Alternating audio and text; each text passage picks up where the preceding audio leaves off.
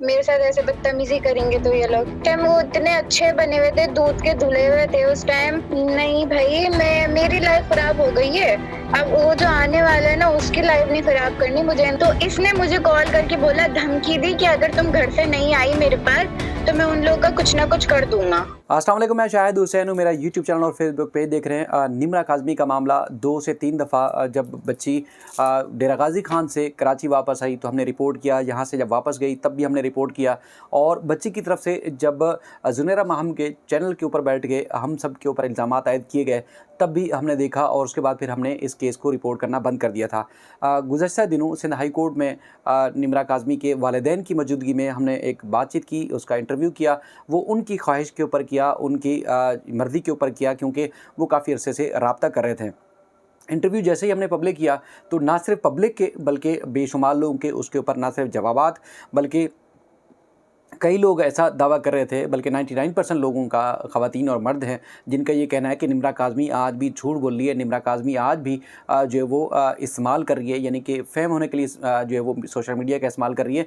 हकीकतन जो है निम्रा काज़मी इस इशू में सिंसियर नहीं है, यानी कि वो शाहरुख को छोड़कर वापस अपने माँ बाप के पास नहीं आई। लेकिन इस दौरान चूँकि मुझे मालूम है, मेरी नॉलेज में है कि माँ बाप निम्रा के दोनों जो है मुख्तलिफ जो वकील हैं, कानूनी माहिरीन हैं, उनसे बातचीत कर रहे हैं और जो उनके ऊपर बीत रही है, जो कुछ हो रहा है, यानी कि शाहरुख जो है हालिया दिनों में जब बच्ची को मैसेजेस करता है वो भी मेरी नॉलेज में है, क्योंकि बच्ची वो बताती है कि किस तरह का डरा रहा है, धमका रहा है, खौफजदा कर रहा है और आउट पटांग यानी कि गालम गलोच तक कर रहा है। तो क्योंकि अब वो बच्ची का ये कहना है कि वो उसके साथ रहना नहीं चाहती, माँ बाप के साथ रहना चाहती, और जो उसके ऊपर इल्ज़ामात थे शाहरुख के ऊपर, यानी कि शाहरुख किस तरह इस बच्ची से बर्ताव था या शाहरुख के ख़ानदान का किस तरह का बर्ताव था, वो सब हमने आपके सामने रखा। बल्कि बच्ची से ही हमने जो सवाल किए उसका उन्होंने जवाब दिया।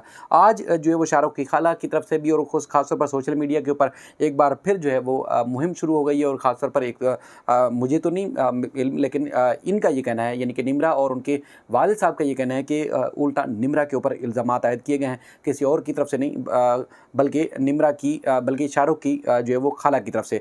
अब शाहरुख की खाला ने निम्रा के ऊपर क्या इल्ज़ामात आयद किए और निम्रा क्या कहना चाहती है, उसकी माँ क्या कहना चाहती है, तो मैंने उनसे अब रब्ता करता हूँ, क्योंकि कुछ देर पहले मेरी बात हुई थी। तो चूँकि उनके पास फैसिलिटी नहीं है कि वो लाइव बैठ के बातचीत कर सकें, क्योंकि वो उनका घर भी काफ़ी दूर है, अदालत आना या मेरा वहाँ जाना पॉसिबल नहीं था। तो मैं उनको कॉल पे लेता हूँ, आपके सामने सवाल भी करूँगा, जो आप सबके सवालात जो मैंने खुद कमेंट्स में देखे भी हैं, जो कि पहली वीडियो मैंने पब्लिक की थी। उसके बाद फिर आज कुछ जो नई जो चीज़ें सामने आई हैं वो उनसे हम मालूमात लेते हैं, आप भी सुनिए और उसके बाद फिर आप अपनी राय ज़रूर दे सकते हैं। अस्सलाम वालेकुम। हेलो, वालेकुम सलाम, कैसे हैं? अल्लाह का शुक्र। निम्रा, आप इस वक्त लाइव हैं। ये बताएं कि काफ़ी जो उस दिन हमने हाई कोर्ट में बातचीत की, जो आपसे सवालात किए, आपने उनके जवाब दिए, जी। आपने जो भी आपके ऊपर गुजरता रहा आपने खुद बताया कि आपके साथ क्या गुजर रहा है, और आपने ये भी फैसला किया है कि अब किसी भी सूरत शाहरुख के साथ रहना नहीं है। लेकिन एक तो आम लोग जो इससे पहले इस सारे केस को फॉलो करते रहें, देखते रहें, वो आपकी बात पे बिल्कुल ट्रस्ट नहीं कर रहे।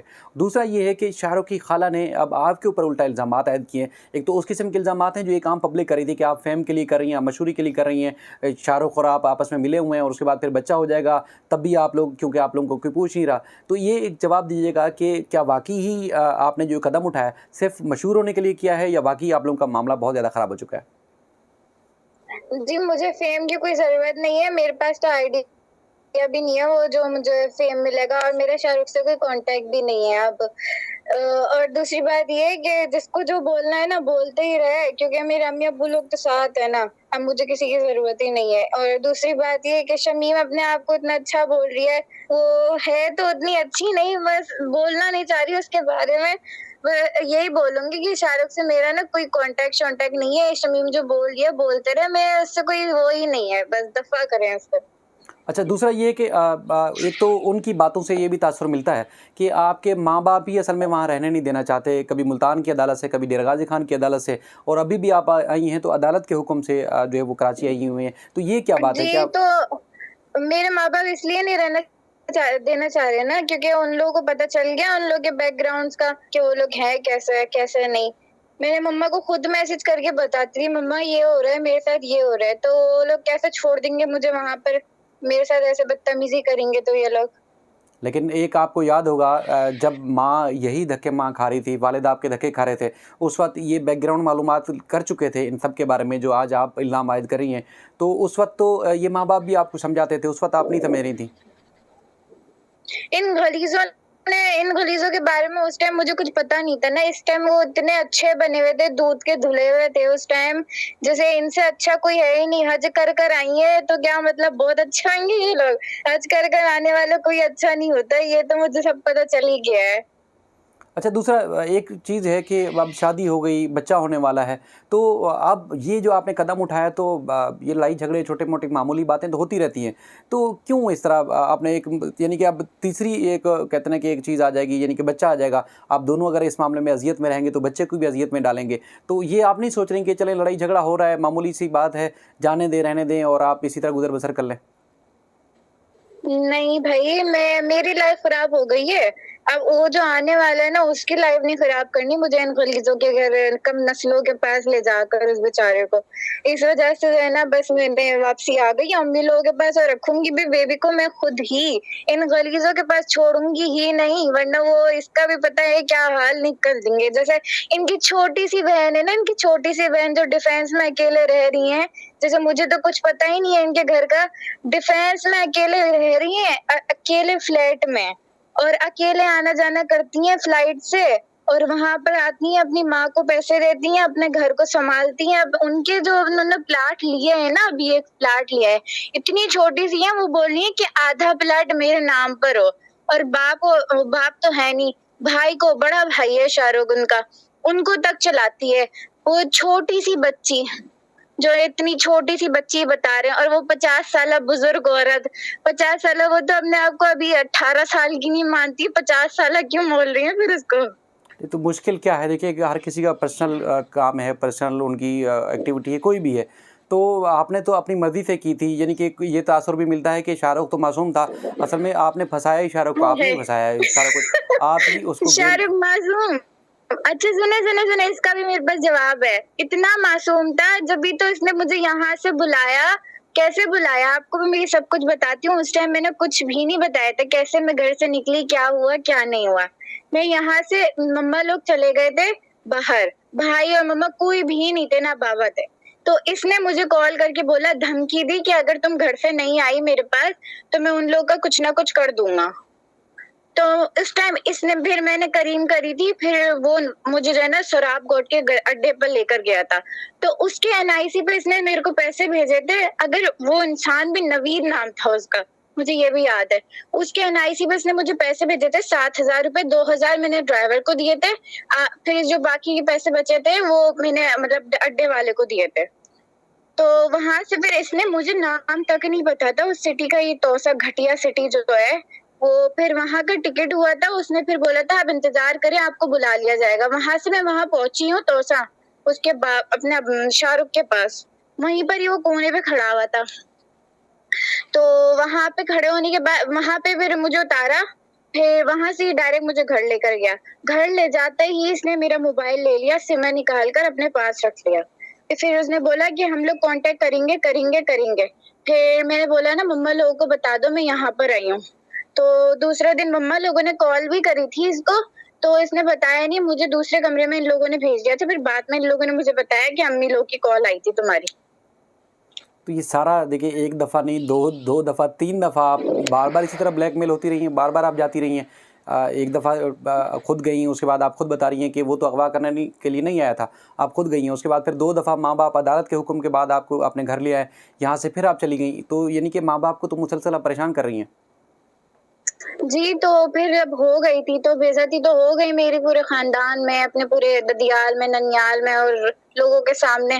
तो मैंने बोला बस थोड़ी-सी और ही होएगी, वापसी चले जाती हूँ, रह लेती हूँ जैसा भी है। मगर उस टाइम मुझे ये नहीं पता था ना कि ये 2 नंबर निकलेंगे। तो अभी क्या फ़ैसला है? हतमी क्या फ़ैसला है? आप क्या करेंगे? क्योंकि ये आपको पता है। तलाक, जी? बस तलाक ही लूँगी और कुछ थोड़ी, इन लोगों के साथ तो रहना नहीं है। इसकी जो शाहरुख की जो खाला बोल रही हैं कि ये दोनों फिर से एक हो जाएँगे, मैं तो हाथ जोड़ रही हूँ, वीडियो कॉल पर आप मुझे ले लें, मैं इनके सामने हाथ जोड़ लेती हूँ कि मैं इस आदमी के साथ, इस गलीज़ कम नस्ल आदमी के साथ कभी ज़िंदगी में ना रहूँ। और जिसको, और हाँ दूसरी बात, ये जो 2 कमेंट में मुझे लोग बोलते हैं ना बुरा भला, जिसको जो बोलना है ना, जितने मुंह होती है उतनी बातें होती है, भाड़ में जाए सारे, मेरे माँ बाप मेरे साथ है, बस काफी है। नहीं, आप लोग लोग दफा। मुश्किल टाइम में, असल में मुश्किल टाइम में जब इस तरह की बच्चियों के, माइनर बच्चियों के मामलात सामने आते हैं तो फिर लोगों के इसी तरह के जज्बात होते हैं। लेकिन लोगों के जज्बात को आपने नुकसान पहुंचाया, ठेस पहुंचाई, तभी तो लोग आपकी बात पे एतबार नहीं कर रहे, इसलिए लोग गुस्से में हैं। तो अब भी आप इस तरह का रवैया कर रही हैं तो यकीनी तौर पर फिर आप अपना नुकसान करेंगी, क्योंकि लोगों के एहतजाज की वजह से कई ऐसे मामलात थे जो पहले सेटल नहीं थे। पुलिस या प्रोसिक्यूशन या अदालतों में मामलात बेहतर हुए हैं। आज भी कई केसेस ऐसे हैं जो अदालतों में ज़ेर समाअत हैं। तो फिर कौन किसी की मुश्किल को देख के आगे आएगा और उनकी मदद करेगा जिस ये तरह। तो ये जो कम नस्ल आदमी है नजीब शाहरुख, इसने दिमाग ही ऐसा अपना चलाया हुआ था कि इन लोगों के साथ, इन लोग को ऐसे ऐसे चलाएंगे, लड़की को ऐसे ऐसे चलाएंगे, खुद अच्छे बन जाएंगे, को खुद जो है इतने दूध के धुले, इतने साफ सुथरे हो जाएंगे, जैसे बहुत ही इनसे ज्यादा कोई अच्छा होगा नहीं, ये अच्छे बन जाएंगे, इन लोगों को बुरा कर दूंगा, छोड़ भी दूंगा, तो बाद में लड़की पछताए, मैं क्यों जाऊं, मैं दूसरी शादी करके खत्म। मुझे घर पे भी यही बोलता था कि लाइफ तुम्हारी बर्बाद होगी, मेरी तो दूसरी शादी हो जाएगी, खत्म हो जाएगा सब कुछ। तो अब आपने हतमी फैसला कर लिया है, कुछ भी हो जाए आपने वापस नहीं जाना। नहीं, अल्लाह ना करे कभी जिंदगी में जाऊं उन कम नस्लों के पास में, चले हाजी लोगों के पास। चले, ठीक है, बहुत शुक्रिया। Okay okay. बहरहाल ये आपने बात सुनी निम्रा की, लेकिन ये इस बात से मुझे भी ज़ाती तौर पर इख्तलाफ है कि जिन लोगों ने अपने जज्बात का इजहार किया उनके बारे में नामुनासिब अल्फाज जो इस्तेमाल किए गए निम्रा की तरफ से, वो वाकई ही नामुनासिब हैं। क्योंकि बहुत सारे लोगों ने अपने टाइम छोड़ के, अपनी हर तरह की एनर्जी लगा के बच्चियों के मुस्तकबिल के लिए वो देखते भी हैं, एहतजाज भी करते हैं, और उसके बाद फिर अपने इस एहतजाज में जो है वो बहुत सारे फ़ैसले तब्दील भी हुए हैं इस एहतजाज की वजह से। तो ये सूरत हाल थी निम्रा की, और निम्रा के साथ जो मामला बीत रहा है, उम्मीद है कि बच्चों का मुस्तकबिल बेहतर होगा। जल्दबाजी के फ़ैसले आपके सामने हैं, जिस तरह यहाँ से शाहरुख को, जिसको देखा भी नहीं है, जिससे कोई ताल्लुक़ नहीं है, निम्रा यहाँ से उठती हैं और उसके बाद फिर तौसा पहुँच जाती हैं, और उसके बाद फिर वहाँ जाती हैं तो कुछ और ज़िंदगी होती है, उसके बाद फिर वापस आती हैं, फिर वो बुलाता है, फिर चली जाती हैं, फिर वहाँ देखती हैं तो शायद मंज़र तब्दील हो जाता है। इसी तरह 3 से 4 दफ़ा हो चुका है। तो बहरहाल क्योंकि हमारा बहुत सारे लोग, मुझे भी जो वाक़ई मुझसे हमदर्दी रखते हैं, उनका ये राय थी, उनका ये कहना है कि मैं इस मामले को रिपोर्ट ही ना करूं। बुनियादी तौर पर जो रवैया था, उस रवैये से मुझे भी दुख पहुंचा था, क्योंकि हम तो इनकी मुश्किल में काम आ रहे थे, और वहाँ पर ज़ुनैरा महम के चैनल पे बैठ के मुझ समेत ना जाने किस किस को इसी तरह के अल्फाज से नवाजा गया। तो उसके बाद फिर मेरा दिल नहीं कर रहा था। लेकिन अब चूँकि माँ बाप, बुज़ुर्ग माँ बाप हैं, सादात घराने से ताल्लुक़ रखते हैं, उन्होंने बार बार रिक्वेस्ट की, तो इसलिए फिर मैंने उनको कहा कि मैं अब उस तरफ नहीं होऊंगा, आप चाहें तो आप अदालत आ जाएँ, वहाँ मैं जो भी आपकी आवाज़ होगी आप लोगों तक पहुँचाने की कोशिश करूँगा। और ये बात 2 दफ़ा जिस तरह हुआ, 3 दफ़ा हुआ, सबसे पहले आपके सामने मैं लाया, और हमारी नीयत में कोई फ़र्क नहीं है, हम यही चाहते हैं कि लोगों का कोई भला हो जाए, हमारे अगर इस प्लेटफार्म से कोई फ़ायदा होता है तो हो। उम्मीद है कि इनका जो भी मामलात होंगे या तो सेटल होंगे, शायद शाहरुख या उसके ख़ानदान को कल आ जाए, या फिर निम्रा को खुद जो है अपने ज़िंदगी बेहतर करने का शायद मौका मिल जाए। इस सिलसिले में जो भी अपडेट्स होंगी आपके सामने रखते रहेंगे। अपना ख्याल रखिएगा। अल्लाह हाफ़िज़।